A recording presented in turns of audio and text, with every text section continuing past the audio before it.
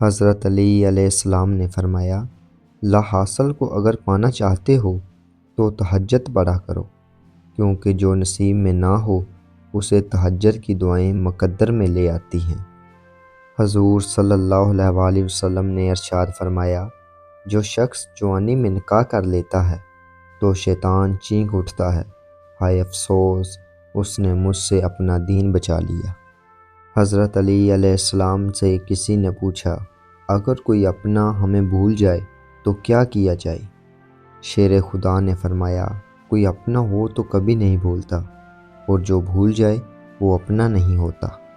خدا کرے کہ اس رمضان کے صدقے تمہارا نکاح تمہاری محبت سے ہو، جس کے لیے تم روتے ہو، جس کے لیے تم دعائیں مانگتے ہو، اللہ اسے تمہارے نکاح میں لے آئے۔ اسلام ہمیں پسند کی شادی کی اجازت دیتا ہے، لیکن اسلام بھاگ کر اپنے والدین کی عزت کا جنازہ نکال کر شادی کرنے کی اجازت بالکل نہیں دیتا۔ ایک عورت اکیلی جا رہی تھی۔ حضرت عمر رضی اللہ تعالیٰ عنہ نے بھیس بدل کر پوچھا، اکیلی جا رہی ہو، ڈر نہیں لگتا؟ تو عورت بولی، یا تو عمر کا انتقال ہو گیا ہے یا عمر تم خود ہو، ورنہ عمر کے ہوتے ہوئے کسی میں اتنی جرأت نہیں کہ وہ راہ چلتی عورت سے سوال کر سکے۔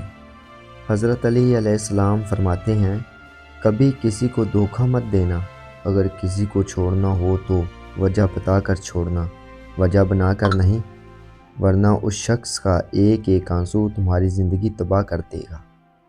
حضرت علی علیہ السلام نے فرمایا، دنیا میں بہترین انسان وہ ہے جس کے لیے کوئی روئے، اور بدترین انسان وہ ہے جس کی وجہ سے کوئی روئے۔ حضرت علی علیہ السلام نے فرمایا، نماز چہرے کا نور اور قرآن دل کا سکون ہے۔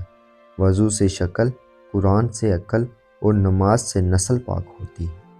حضرت علی علیہ السلام نے فرمایا، اللہ جب راضی ہوتا ہے تو سب سے پہلے سجدے کی توفیق دیتا ہے، پھر چاہے وہ سجدہ خوشی کا ہو یا غم کا۔ حضرت علی علیہ السلام نے فرمایا، دل کی بات صاف صاف بتا دینی چاہیے، کیونکہ بتا دینے سے فیصلے ہوتے ہیں اور نہ بتانے سے فاصلے۔ مسجد اقصیٰ میں جس نے ایک نماز پڑھی اسے 25,000 نمازوں کا ثواب ملے گا۔ حضرت علی علیہ السلام نے فرمایا، کوئی تمہارا دل دکھائے تو ناراض مت ہونا، کیونکہ قدرت کا قانون ہے، جس درخت کا پھل زیادہ میٹھا ہوتا ہے لوگ پتھر بھی اسی کو مارتے ہیں۔ حضرت علی علیہ السلام نے فرمایا، جب دل اداس ہو اور وجہ بھی سمجھ نہ آ رہی ہو تو سورۃ رحمان پڑھ لیا کرو، انشاءاللہ دل کو سکون آ جائے گا۔ حضرت علی علیہ السلام نے فرمایا، ہمیشہ ایسے انسان کو دوست بناؤ جو تمہیں تب ہنسائے جب تم مسکرانا بھی نہ چاہتے ہو۔ حضرت علی علیہ السلام فرماتے ہیں، اپنے دل کو مضبوط کرو اور ہر ایک سے یہ توقع کرنا چھوڑ دو کہ وہ تمہاری بات سمجھے گا، ہر بات ہر ایک کے لیے نہیں ہوتی۔ حضرت علی علیہ السلام نے فرمایا، جب لوگ غصے میں ہوں تو ان کی بات غور سے سنا کرو، کیونکہ اصل حقیقت تب سامنے آتی ہے۔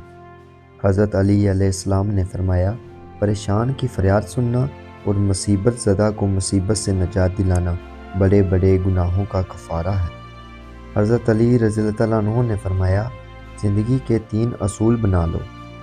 نمبر 1، اس سے ضرور معافی مانگو جسے تم چاہتے ہو۔ نمبر 2، اس سے کچھ مت چھپاؤ جو تم پر اعتبار کرتا ہو۔ نمبر 3، اس کو مت چھوڑو جو تمہیں چاہتا ہو۔